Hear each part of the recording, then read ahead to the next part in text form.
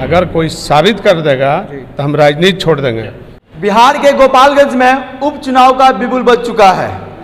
अब जो भी सरगर्मी है राजनीति का वो तेज हो चुका है। जो भी प्रत्याशी पार्टी के हैं अपना दमखम दिखाने के लिए गोपालगंज में अपना अपना प्रत्याशी उतार रहे हैं। हमारे समक्ष हमारे कैमरे पे आप देख रहे होंगे, ये परिचय का मोहताज नहीं है सर, लेकिन मैं बता दूं कि ये साधु यादव जी हैं। सर, उपचुनाव का बिगुल बज चुका है, आपकी क्या तैयारी है?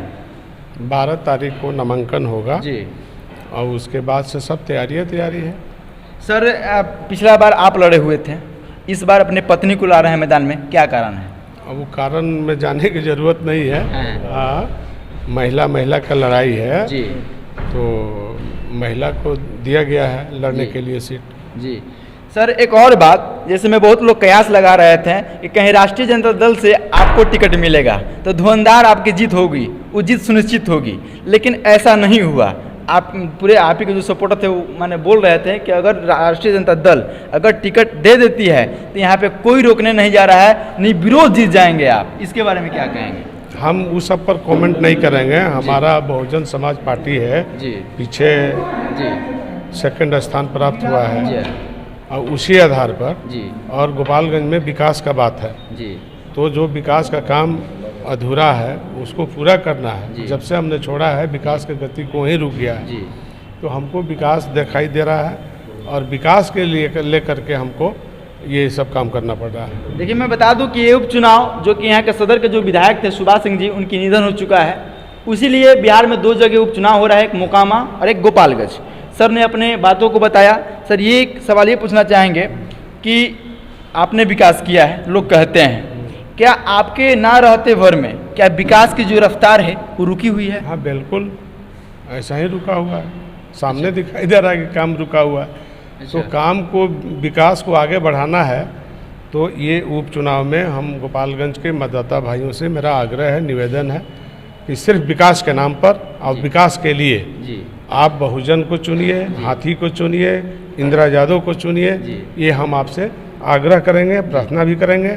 एक एक मतदाता भाई से मेरा निवेदन है, आग्रह है कि आप गोपालगंज के विकास को दिन दुना रात चौगुना पहुंचाने के लिए आप 3 नवंबर को आप इंदिरा यादव को और हाथी पर बटन दबाइए। मैंने आपके कहने का मतलब है कि मुझे विकास से लड़ाई है, मुझे किसी कैंडिडेट से लड़ाई बिल्कुल बिल्कुल, विकास के लिए लड़ना है। सर, पिछली बार जो चुनाव लड़े थे उससे इस बार कितनी रफ्तार में आप आए हैं? हम तो जीत के लिए आए हैं जी, हम तो जीत के लिए आए हैं, बाकी लोग लड़ने के लिए आए होंगे। पिछला बार क्या चूक हो गया था कि आपकी सीट गंवाना? चूक हो गया नहीं हो गया वो तो बात का चीज़ है, लेकिन इस बार की जीत सुनिश्चित है। गोपालगंज की जनता का मन और मियाज बिल्कुल साफ है। जनता से क्या अपील करना चाहेंगे? तो जनता से तो अपील करिए रहे हैं 12 तारीख को लेकर। बिल्कुल 12 तारीख को नामांकन में गोपालगंज के सभी मतदाता भाइयों से मेरा निवेदन है कि इसमें आप शामिल होइए नामांकन में और विकास के लिए आप गोपालगंज में बहुजन को चुनिए।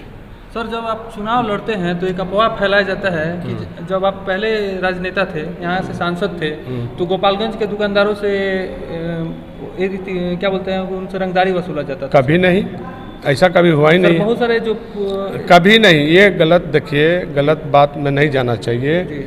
अगर कोई साबित कर देगा तो हम राजनीति छोड़ देंगे। देखिए यहाँ पे आपके चहेते विधायक जी साधु यादव जी, मैंने आपके तो विधायक हैं, तो वो फिर से आ गए हैं उपचुनाव में। इस पे आपको क्या है, किस दल से लड़ाई है सरकार? यहाँ किसी से लड़ाई नहीं है इनको। अच्छा, हाँ, चुनाव जीतेंगे, हर हाल में जीतेंगे।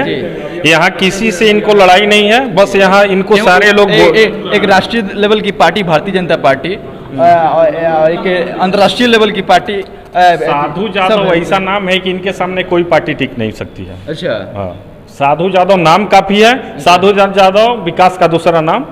अच्छा, उपचुनाव में फिर से साधु यादव जी आ चुके हैं और इनके लिए आप क्या कहेंगे? क्या गोपालगंज की जनता जो आज इतने सालों से जो विकास की रफ्तार रुकी है, जहां वोट देखिए साधु यादव की वोट तो दिखाई देती है, लेकिन ये रफ्तार कहीं ना कहीं रुकी है, आप लोग कह रहे हैं, इस पे आपकी क्या राय है? देखिए, साधु जी 9 तक रहे गोपालगंज में, तो 9 तक ही विकास हुआ। 2009 के बाद जब साधु जी नहीं रहे यहाँ सांसद, उसके बाद से आपको विकास नहीं हुआ। साधु जी के हटने के बाद से 4 बार MLA का चुनाव हुआ है। अच्छा। 4 बार में जो विकास नहीं हुआ वो 1 बार में किए थे। अच्छा ठीक है, इसलिए गोपालगंज की जनता भी जान रही है कि इस बार सरकार बनाना बिगाड़ना नहीं है जी। इस बार केवल विकास का मुद्दा है। आप शहर में जाइए, दुकानदार भाई लोग से किसी से भी पूछिए, हर जगह विकास की बात चल रही है। तो विकास का नाम साधु यादव, इस बार साधु यादव का नाम तय है। कुछ लोग तो कयास लगा रहे थे कि राष्ट्रीय जनता दल से टिकट लेकर आएंगे। नहीं नहीं, ऐसा हम लोग को कुछ नहीं था। अच्छा साधु यादव जी खुद यहाँ विकास किए हुए हैं। अच्छा। विकास के नाम पे लोग वोट करेगा जी। और इस बार साधु यादव और इंदिरा यादव तय है। मैंने आपके इस बात से स्पष्ट होता है कि यहाँ पार्टी की लड़ाई नहीं बल्कि व्यक्तिगत की लड़ाई है, विकास की पार्टी की लड़ाई नहीं है। यहाँ गोपालगंज की जनता इतना ना विकास को लेकर के त्रस्त है। हाँ। अभी जाइए, 1 घंटा की बारिश जब हुई थी कल, हाँ। तो आप देखे होंगे शहर में कितना जल जमाव था। हाँ। साधु जी जब थे तो इस समस्या थोड़े था। हाँ। आज आप जहाँ भी जाके देखिएगा साधु जी का ही बोर्ड मिलेगा। गोपालगंज का जो नक्शा दिए हाँ। वो साधु यादव का जी का देन है। हाँ। तो इस बार कहीं कोई दिक्कत नहीं है। इस बार सब लोग मूड बना लिया है, सिर्फ इंदिरा यादव। बस। मुश्किल तो होगा, कोई मुश्किल नहीं है।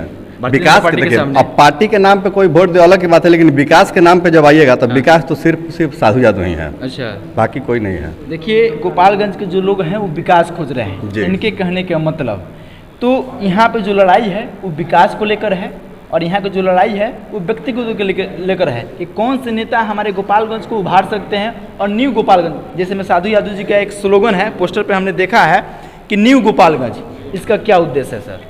हमने कहा कि देखिए यहाँ विद्यार्थियों को पढ़ने के लिए यूनिवर्सिटी चाहिए। अच्छा, यहाँ से लोग तो छपरा सर आप जाते हैं। यूनिवर्सिटी बनवाएंगे सर? ये पहले भी हमने कहा था जी। कि पीछे चुनाव में भी हमने कहा था अच्छा। कि अगर हम चुनाव जीतते हैं हाँ। तो यूनिवर्सिटी यहाँ बन जाएगा। अच्छा, तो ऐसा हुआ नहीं। अच्छा, और फिर हमको दोबारा चुनाव में आना पड़ गया। अच्छा। पहले भी लोग जान रहे थे अच्छा, कि विकास की बात बोल रहे हैं, यूनिवर्सिटी की बात बोल रहे हैं। लोगों को इस पर फोकस नहीं आकर के दूसरे तरफ फोकस चला दूसरे गया। दल के लोग हैं, राष्ट्रीय जनता दल के, वो लोग कह रहे हैं कि तेजस्वी यादव कुछ दिन पहले आए थे और 600 करोड़ का एक सौगात लेके आए हैं, उन्हीं को वोट देना है। वो लोग स्लोगन अपना प्रचार कर रहे हैं, इस पे क्या कहेंगे? अच्छा, जो लोग प्रचार कर रहे हैं ना, हाँ। तो करने दीजिए। पूछे उनसे कि धरातल पर उतरा है, हाँ, ईंट रखाया है, हाँ। रिक्वायरमेंट हुआ है, हाँ। कुछ हुआ है? अच्छा, खाली 1 मिनट, खाली घोषणा ही नहीं हुआ है जी। हाँ, जमीन पर कहाँ कुछ है अभी दिखाई? अभी तो जमीनें नहीं मिला। तो जमीन एक्वायर होगा, किसानों से लिया जाएगा कि सरकार देगी कि किसका जमीन रहेगा, उसके बाद में कोनो प्रोसेस होगा मैंने जी। आप- मैंने पूरा कागज हवाबाजी में है। कागज में ऐसे ही चलते मैंने रहेगा। हवाबाजी है ये। बिल्कुल स्टंट है। अच्छा, सर 15 सालों में गोपालगंज का कितना विकास हुआ है? कहीं विकास नहीं हुआ है। विकास तो एकदम रुका पड़ा हुआ है विकास। सर जब पहले आप सांसद थे तो अपने 5 कामों को सर बताइए जिससे लोगों को अरे फायदा सब तो मेरा ही किया हुआ है भाई, सब दिखाई नहीं देता है आपको। गोलचक्र है, पावर स्टेशन है, वहाँ गंडक का पुल बनवा दिया, सदर अस्पताल बनवा दिया, अम्बेडकर भवन बना दिया, मैरिज हॉल बना दिया, लाइब्रेरी बना दिया, इंस्पेक्टर का रूम, वहाँ थाना का बाउंड्री, भीएम का बाउंड्री, VMH हाई स्कूल का बाउंड्री, जादवपुर का हाई स्कूल, रामचंद्रापुर का हाई स्कूल। फिर लोगों ने क्यों नकार दिया?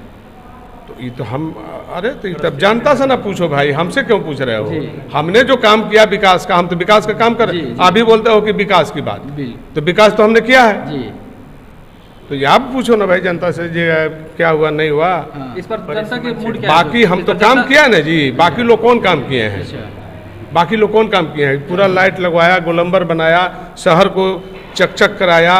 यहाँ शहर धुआता था पहले, हाँ, धुआता था अच्छा। और ब्लीचिंग पाउडर जो है पड़ता था। मैंने कहने का मतलब कि आपके बनाए हुए स्वर्ग को ये लोग नर्क बना दिए। बस वही है। इसको फिर गोपालगंज में 2 दिन गोपालगंज 2 दिन बारिश हो जा रहा है जिसमें पूरा जल जमाव, शहर पूरा 1 घंटे बारिश हो जा रहा है। अब तो बात होकबे ना करेगा जी। अब मैंने बात तो नॉमिनेशन के बाद तो सब यही ना चलेगा।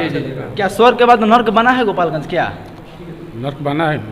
अच्छा, स्वर्ग के धरती है हाँ, और धरती का विकास है। हाँ। है। क्या साधु जी जीतेंगे तो फिर से गोपालगंज चकमकाता हुआ नजर आएगा? बिल्कुल आपने सही कहा। हाँ, विकास की गंगा यहाँ जो है बंद हो चुकी है। अच्छा, जल जमाव की समस्या उत्पन्न हो गई है। अच्छा, विधायक नाम का कोई नेता यहाँ गोपालगंज में नहीं है। अच्छा। सारे लोग जो हैं विलुप्त हो चुके हैं। अच्छा। विलक्षण प्रतिभा के अगर अच्छा। कोई व्यक्ति इस समय अगर निखर कर आए हैं तो उस व्यक्ति का नाम है साधु यादव। अच्छा, और आपने जो क्वेश्चन किया कि लोग आपको कैसे नकार दिया, जी। तो साधु यादव जी को लोग नहीं नकारे हैं। अच्छा। यहाँ के राजनीतिज्ञ लोग जो हैं परिसीमन चेंज करा दिया, जिससे साधु यादव जी का अस्तित्व जो है खेल कर दिया, EVM फेल कर दिया गया। नहीं, सांसद का ये साधु यादव जी पहले क्या थे? सांसद थे। सांसद जब गोपालगंज के थे, उसके बाद क्या हुआ?